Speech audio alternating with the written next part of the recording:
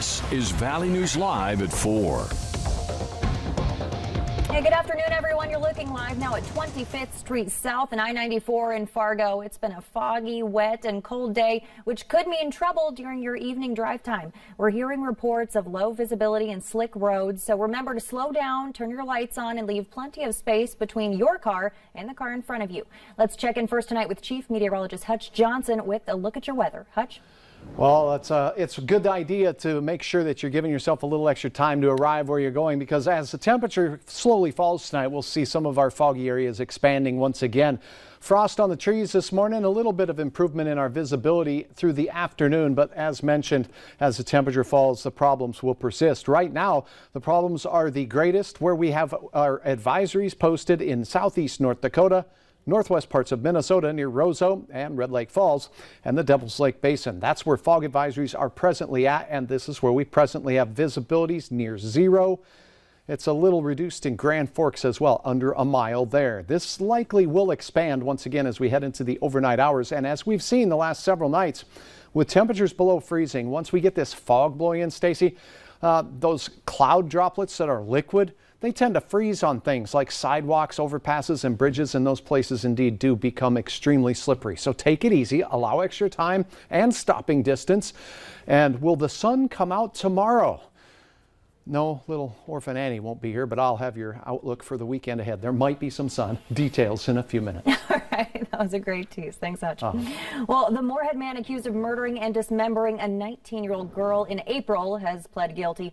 27-year-old Ethan Broad pled guilty to second-degree intentional murder for killing Destiny Avery. He admitted to stabbing her in the throat, hitting her over the head with a pipe, and bringing her body to his garage.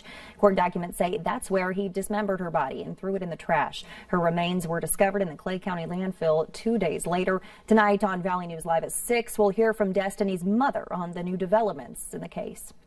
The Barnesville foster mom accused of killing her toddler son is now going to trial. Kelly Jo Anderson is charged with second-degree murder in the death of 18-month-old Henry, who had been in her care since April of 2019. Court documents say Henry was blue and lifeless when he arrived at the Sanford Emergency Room.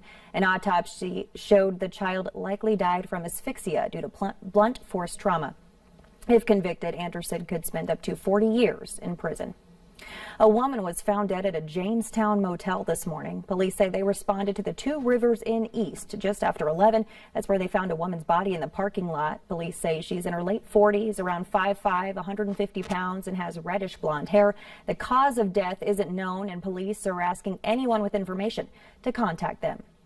Fargo and West Fargo Public Schools are allowing more spectators at sporting events. Students on home teams will get 4 vouchers to buy tickets for each event, while students on visiting teams will receive 2. These changes come with Governor Doug Burgum's announcement lowering the state's COVID risk level. Masks will still be required for all fans at events.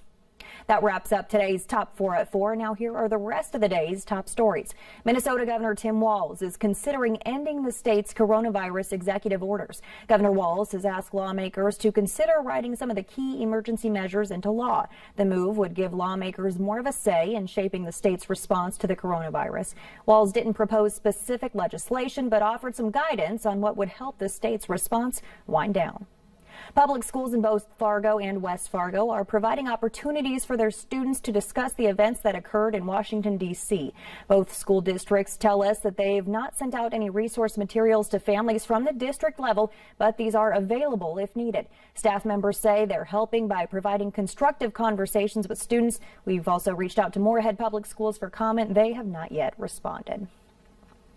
Starting today, bars and restaurants in North Dakota are allowed to have more people inside the building. Valley News Team's Courtney Lockie spoke with one downtown Fargo restaurant who says they're now able to open back up because of this change. Courtney? Yeah, Stacy, I think in the last 10 minutes that I've been standing out here, I've seen like 4 people trying to go in and sit down for a pizza at Blackbird in downtown Fargo. And they were saddened to come back out and say they can't do that right now, but they might be able to soon. The governor's guidance is giving some smaller restaurants the hope to open back up. Changing it from 50 to 65% capacity is enough to give Blackbird the hope to let more people come back inside. Now, other businesses that I've talked to over the phone today tell me that they're already open, and a 50 to 65% increase isn't going to do that much, but it's still good to see that the numbers are going down and that more people are getting to come back in and eat. Stacy? All right, Courtney Lockie live there in downtown Fargo. Thanks, Courtney. Federal and local authorities are working to identify the rioters who stormed the United States Capitol. So far, at least 82 people have been arrested. Skylar Henry has the latest tonight from Washington, D.C. The search for rioters who assaulted the Capitol is in full swing.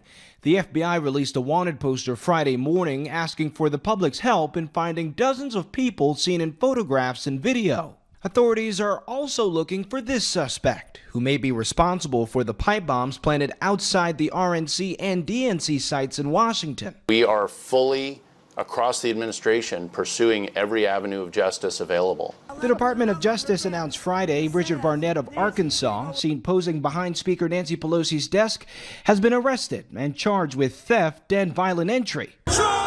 Also charged, newly installed West Virginia state legislator Derek Evans, who live-streamed on Facebook video of him storming the building. Evans released a statement saying he was there as an independent member of the media to film history. Yeah, it turned into chaos. This Chicago resident was arrested at the Capitol. He admits entering the building and is now showing remorse. It had nothing to do with charging anybody or anything or any of that. I was in the wrong place at the wrong time, and I regret my part in that. Numerous other trespassers have also been identified, including conspiracy spreader Jake Angeli from Arizona, known as the QAnon Shaman. I was on the front line. Boyd Camper came from Montana. If you haven't heard, it's called the Insurrection Act. More arrests are expected in the coming days, with suspects facing various charges including unlawful entry and possibly homicide, following word that a Capitol police officer has died from his injuries. Skylar Henry, CBS News, Washington.